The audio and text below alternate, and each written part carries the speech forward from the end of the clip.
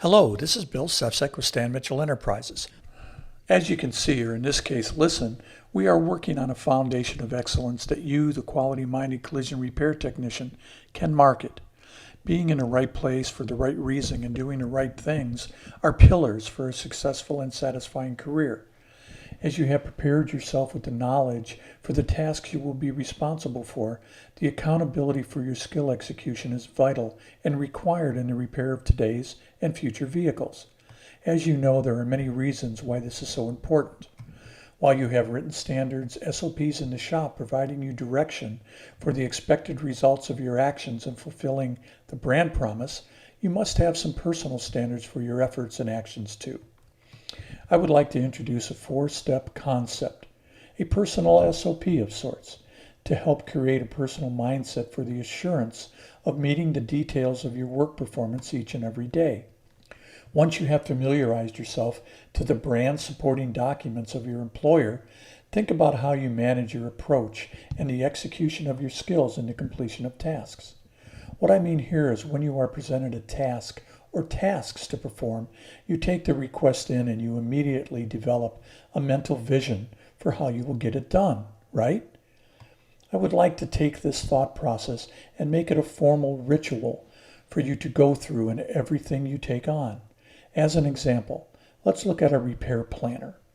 As a proficient repair planning technician, and I look at all repair center staff to be technicians, as they are required to have an in-depth understanding for parts, repair and replace methods, and processes involved in the tool-to-task efforts required in completing repairs.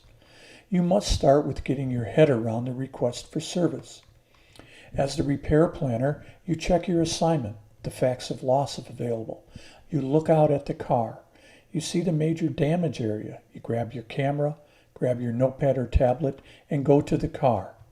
You view the entire vehicle, document what you see, focus in on the damage as you see it, and possibly ask some questions of the owner so you can develop a mind's eye picture for the details of what happened. With this, you are also gauging what will be needed, where to get it, and if you need to take a deeper look into the damage before embarking on the repair plan. You may need to get the vehicle in a position for an efficient viewing. As example, get it onto a lift, safely open up a panel, maybe remove a minor part for visible access to damage, or the accurate measurement of a structural area, and other needs. There are all these little tasks that make up the largest one, building the repair plan. Your mind is also on guiding the efficient and successful product production through your shop flow as you know it. You now have gained a scope of and for the task you are about to complete. You have placed your actions on track to succeed. Scope is the first of the 4 steps in what you will see as my spec concept. Once you have your head around the scope of the task requirements, you then move to preparing the plan. This is the second of the steps, the plan. You assemble the elements required to create a plan of action. You gather your supporting documents, evaluate your ability to secure parts, think about possible sublet issues, as well as considering brand-based knowledge of your repair floor culture, right? You now have scope and plan. As with any task, these 2 steps come first as they set the stage for production. A flaw here can accompany a repair throughout production, having a negative effect on efficiency. As a familiar statement goes, you would not take on a home repair by going to Home Depot each time you find need in completing the project.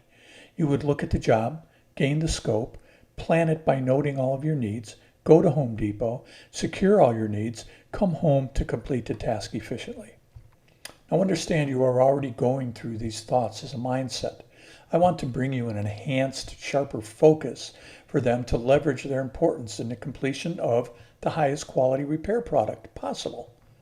Remember, you are providing service to your beloved internal customer, in this case, the repair technician.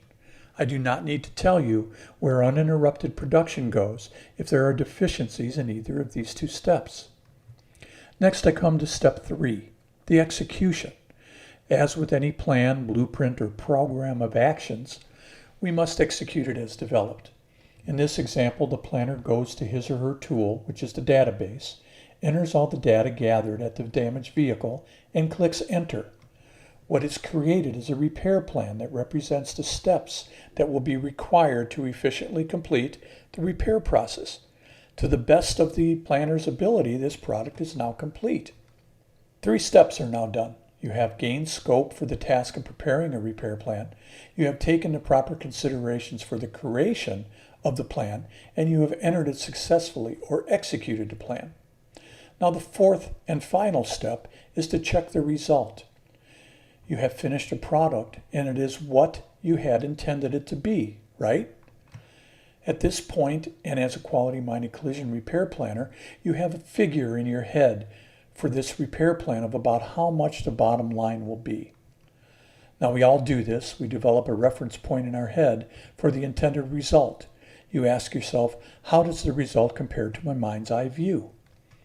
In this case, the bottom line is off from the presumed figure. What do? You start by looking at line items.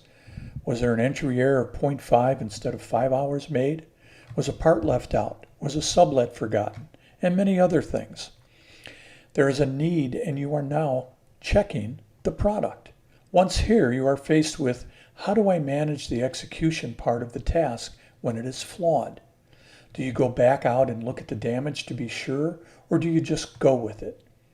This is the point where you do the right thing based upon your understanding of the brand promise and your level of interest in providing accuracy to your fellow staff members. And of course, you do the right thing. In checking the resulting work product, you take some deep breaths and look deep into the plan. You find and resolve the flaw. Then, and especially in the repair planning stage, you reach out to your peer asking, if you were presented this repair plan and these photos without seeing the vehicle, would you proceed with repairs and pay for them? The plan must be accurate and must follow the brand promise and shop standards. If all is good, then move on to the next task. If not, address the deficiency. As an example, I cannot see the damage in these photos. I do not see the corrosion protection as a line item. The weld testing is not here. The clamp mark repair is missing. The scanning is not documented, and many other areas that could be deficient. Make a habit of this collaboration. Be available to do the same for your peer on their work product. This could become a part of your working culture. The repair planning is only one example of how this spec concept works. It is an approach to and a simple process to follow as a personal standard. Be it administrative, production, repair, refinish, or detail staff, this spec process can work. Hopefully you can see that gaining the scope of what you will need to accomplish is important to preparing the plan. These 2 steps require sourcing your tool, part, product, and equipment needs. Then comes the execution of the plan as it relates to your preparedness and full skill demonstration. When you have worked through the first 3 steps and while you are putting things away, take a few deep breaths. Go back and check to be sure all is done as you intended it to be. As a quality-minded collision repair technician, if you can even go further by asking a peer to check your work for accuracy and completeness, do it. Be there to do the same for them when asked. As an auditor, I find that this simple process gives me the ability to focus my efforts on where a disturbance in production may be rooted. If there is a flaw in the repair product as it rolls through production, I am able to quickly decipher and determine where an adjustment could be implemented and put a solution in place. I ask myself, is it with the scope being deficient in gaining the full understanding into the task requirements? Was the depth of the planning investigation too shallow, not raising the car or opening up a panel for access? Was it in the execution of the plan, a deficiency in accuracy or completeness? Was there incorrect or incomplete part orders? Finally, was the resulting work product not checked for accuracy to quality expectations before it moved on? Whatever it might be, there will be a much clearer understanding for which step might have been compromised. Do this for yourself and encourage it in others for every repair task that you go through. Scope, plan, execute, and check. And repeat this as necessary. You now have a personal SOP. 4 steps that do not change. They stay the same. All you have to do is follow them. Remember too that this 4-step mindset is heavily rooted in and relies on the bundle of SOP documents your brand is supported by. These systems and procedures guide you through these 4 steps. If you are curious about a brand procedure or need a reminder for what or how do I perform a specific task in detail, this standard information is just a click away. Until next time, this is Bill Sefcik of Stan Mitchell Enterprises. Reach out to me at bill@stan-mitchell.com.